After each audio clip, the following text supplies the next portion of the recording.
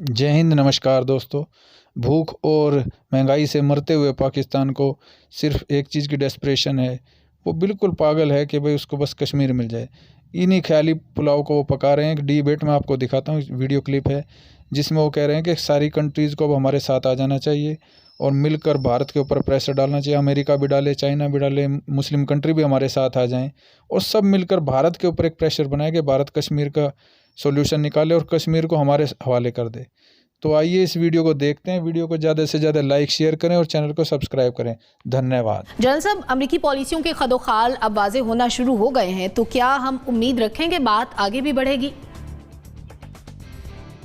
देखिए, बात आगे बढ़ने का तो कोई चांस नहीं है। अमेरिका ने इतने अरसे में कोई ऐसी कोशिश नहीं की, बल्कि जनरल मुशर्रफ के दौर में पाकिस्तान को यकीन दहानी कराई गई कि पाकिस्तान की तरफ से जो ये जिहादी ग्रुप्स जाते हैं वहां पे उनको रोका जाए और अमेरिका कश्मीर का मसला हल कराने में मदद करेगा। लेकिन वो जिहादी ग्रुप तो चले गए, वो उल्टा पाकिस्तान के खिलाफ लड़ना शुरू हो गए और कश्मीर में वहीं का वहीं रहा मसला और अमेरिका ने उसके बाद कोई कोशिश नहीं की। उसके बाद हालात अब बदल चुके हैं। अब तो अगर अमेरिका इस बात का कोई इंदिया दे या वो इस बात के लिए तैयार भी हों और भारत भी मान जाए कि कोई सालिसी होगी, तो मेरा अपना अंदाजा है कि अमेरिका कभी भी एक ईमानदार सालिस की तरह काम नहीं करेगा। वो भारत की फेवर में करेगा, जिस तरह उसने अफगानिस्तान में हमसे काम लिया और जाके सेटल वहां पे भारत को कर दिया और भारत वहां से आज दिन तक आपके लिए मसला बना हुआ। तो ये मेरा ख्याल है अमेरिका पे कोई तवक्को रखनी नहीं चाहिए। और फिर ये जैसे हालात बदले हैं, अब अमेरिका का एक इत्तेहादी बन चुका है, भारत बड़ा उनका एक वाइटल इत्तेहादी है। तो इस स्टेज के ऊपर वो जो कुछ भी है वो उससे इनकार कर नहीं सकते कि इसलिए कि वो करारदादे मौजूद हैं, लेकिन अगर उनके बस में हो तो वो फेवर करेंगे भारत की।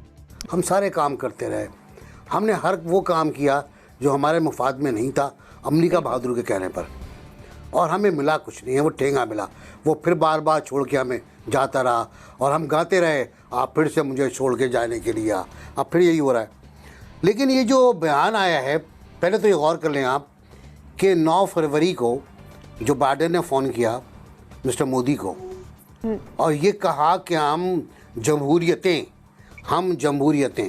दहशत गर्दी के ख़िलाफ़ मिल के लड़ेंगे। यानी अमेरिका अब इससे कोई मतलब भी निकाल लें आप, मैं नहीं जानता। फिर अमेरिका ने दोबारा एक ट्वीट जारी किया जिसमें जो बताया था आपने, जिसमें कहा गया भारतीय जम्मू कश्मीर। उस पर पाकिस्तान ने एतराज़ किया, बहुत सही एतराज़ किया पाकिस्तान ने कि भारतीय जम्मू कश्मीर कैसा हो गया। चुनाचे कल उसकी वजाहत की गई कि हम अभी तक जम्मू कश्मीर को दो मुल्कों के दरमियान मुतनाज़ा इलाका समझते हैं। अब बस यहाँ तक तो बस है। इसके बाद क्या कर सकता है अमेरिका मज़ीद? अगर बहुत किया उसने तो वो भारत से कहेगा भाई बात कर लो यार, पाकिस्तान से डायलॉग कर लो कश्मीर के मसले पर, और फिर वो डायलॉग होंगे, फिर मसाइल होंगे और फिर दोबारा। लेकिन मोदी गवर्नमेंट इस मोड में नहीं है और पूरी तरह इस बात पे निसार है कि अमेरिका भी इधर ज़्यादा तवज्जो देने के बजाय चीन पर अपना मुहाज मजबूत करने की कोशिश करेगा, चीन के खिलाफ। लेकिन पहली बात तो ये है कि हमें अपने दोस्तों से बेवजह जो है तवक्कुआत नहीं लगानी चाहिए। मतलब कोई कश्मीर भारत से छीन कर हमारी प्लेट में कैसे रख देगा?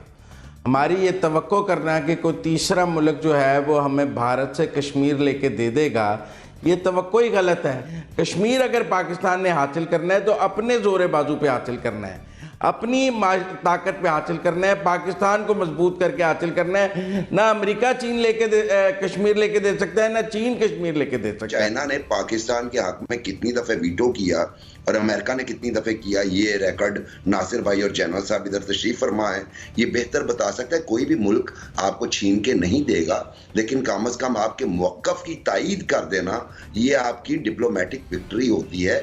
इसी के लिए ही स्ट्रगल जारी होती है ताकि आप अक़वाम मुत्तहिदा में अपना केस लड़ सकें। ऑफ कोर्स आप उनकी डिफेंस डील देख लीजिए इंडिया के साथ, उसके अलावा उनकी ट्रेड आप देख लीजिए इंडिया के साथ, और फिर वही जो चाइना वाली बात है, चाइना के सर पे आपने बैठना है, आप अफगानिस्तान भी नहीं छोड़ेंगे, खित्ते में आपको पाकिस्तान पे आप ट्रस्ट नहीं करते, खित्ते में आपको एक ज्यादा ट्रस्टवर्दी मुल्क की जरूरत है जो कि भारत की सूरत में आगे आ चुका है। तो ऐसी सूरत हाल में मेरा ख्याल है कि कोई भी एक्सपेक्टेशन रखना वो मुनासिब नहीं है। तो इस किस्म के मामला तो उन्होंने पहले भी रखे हैं और आपको पता है कि अमेरिका हो या कोई भी हो, तो अमेरिका में बिलखुसूस खैर वो पेंटागन ड्रिवन जितनी उनकी पॉलिसीज हैं, जब ट्रंप जैसा जो एक शख्स था या उसकी जैसी जो पर्सनालिटी थी जो कि काफी आप उसे कहें कि वो नी जर्क रिएक्शंस दिया करता था, जब उस किस्म का इंसान कमिट करने के मुतअद्दिद मरतबा कमिट करने के बावजूद भी कुछ ना कर सका।